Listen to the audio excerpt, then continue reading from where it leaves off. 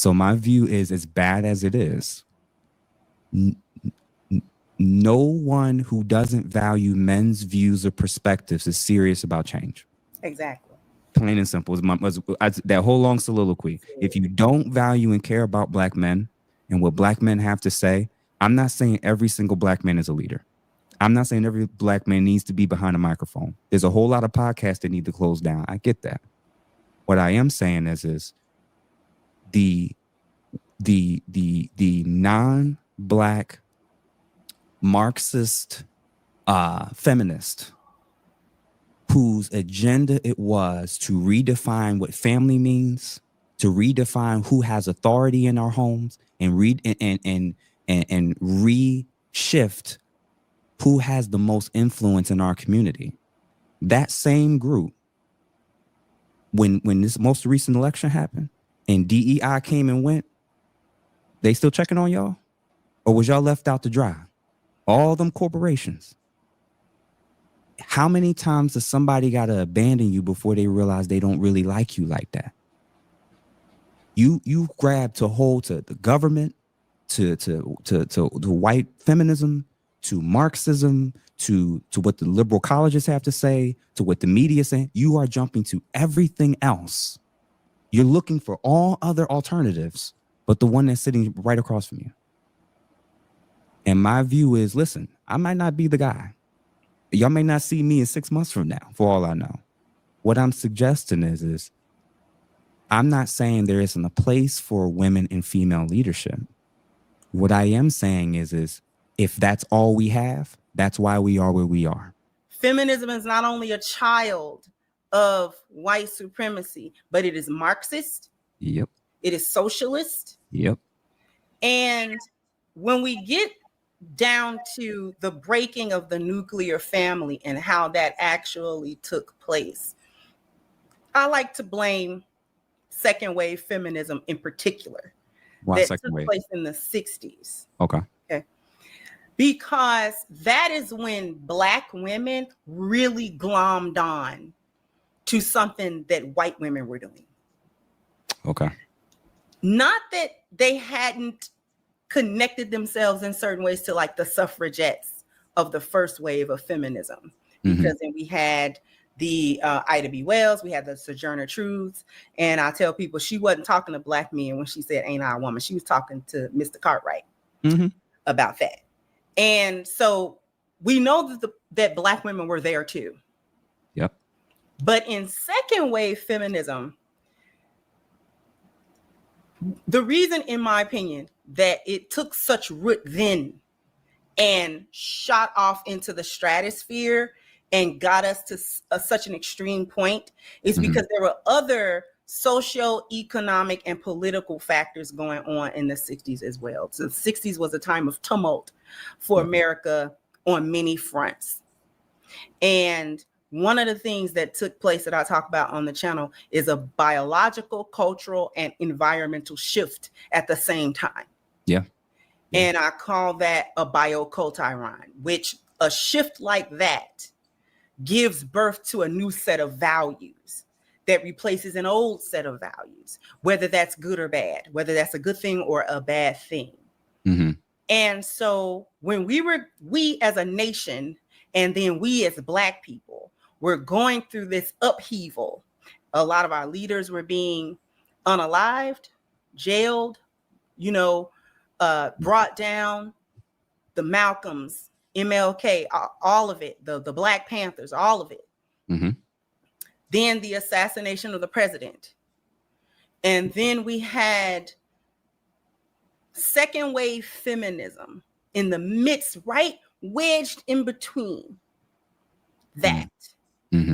And then we had things like our Black men being suppressed and ostracized out of the job market to be made financially obsolete to their families and their children.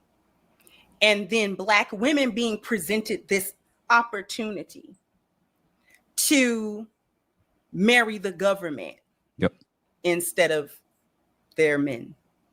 We'll give you food stamps, this and that. And people like to dismiss that. Oh, well, it's more white people. That's because it's more white people. Yeah. But we're not talking about white people because it didn't have the effect on them that it did on us. They weren't made to divorce their men wholesale and marry the government. The enforcement was for us. A man can't be in the house. We made movies about it. Claudine. We made all of these things was in our entertainment. It was in our backyard. It was observable reality. It was political front. It was everything. And here you have this idea funded by the CIA, mind you. Yep. Given to women and targeted to Black women for the numbers. Right? Steinem and all of them. Yep. Steinem and all of that. To say you don't need men. Now they didn't start with saying you don't need men. I've been doing research. I saw the flyers. They were saying it at the beginning. Touche. Only, and I want you to finish this, what you're saying. Only because when you look at those old flyers and you looked back and saw that there were more women that were against feminism than were for it when it was first coming up. There were more anti-suffragists amongst women than there were women that were for it. So there was a little bit of that where even then they weren't against it just for the sake of we don't want to vote. They were against it because they saw it as anti-men and family. It was anti-male, it was anti-family, and it was anti-women. Yes. This is the point that I want that I have been talking to the women about. Feminism is not just anti-male. It is anti-woman. Yes. I'm not going to get into the whole diatribe of that because I've done complete shows on that. But to your point, there was a bit of we don't need men. I don't know that Black women immediately glommed onto that part of it. They didn't. But we eventually went there real kind of quick, fast, and in a hurry because the main component of that was making our men financially obsolete from us, jailing them, incarcerating them, and just generally systematically suppressing them. I ran across a quote from Fannie Lou Hamer, and she was like, I don't need to be liberated from my man. I had a husband and he's 6'4" and he's 250 pounds and he protect us and he take care. I don't need to be liberated from mine. So to have a voice like that say, no, we're not going with that. Liberate us from what to what? Take us from what to what? And I'm going to try to wrap it up because this is such a deep topic. It's got so many nuances and layers that we can talk about, but we only got a small amount of time to talk about it. When we talk about it destroying the Black family, when you tell women that in essence, they don't have to be women anymore, that not only do they not have to be women anymore, that it is of low quality and low status wifehood and motherhood and being the helpmeet to your husband and being of service in your families. We've gotten to a point where we ridicule Big Mama. Big Mama was stupid. This is why it ain't no family reunions no more. Because we had big mamas and big daddies when we was doing family reunions. And we respected them. Even though they may have had their issues or this and that, they were the glue that was holding us. No, y'all got to come over here. I'm cooking and we going to eat. And, if some members in our family fall out, then that's just what we going to do. We do to fall out. Now, this cousin don't talk to that cousin and this auntie don't talk to that uncle. Yeah. Everybody has their issues. I'm not saying we never had our issues, but we still had a sense of togetherness and we got to make some type of family. I find, and I wonder if you find it as well, Mr. Jeff, that not only are we dealing with feminism on its face, but it has bred this sense of individualism. Also, not only do I not need a man, I don't need anybody. And I can sort of do everything on my own do you feel that feminism has bred this sense of individualism, or do you feel that those are other factors coming? I definitely think it was a huge component. I do think capitalism by default naturally will manifest over time with people kind of prioritizing themselves, their immediate tribe. I think capitalism by default will lead people naturally in that direction. But I agree with you 100%.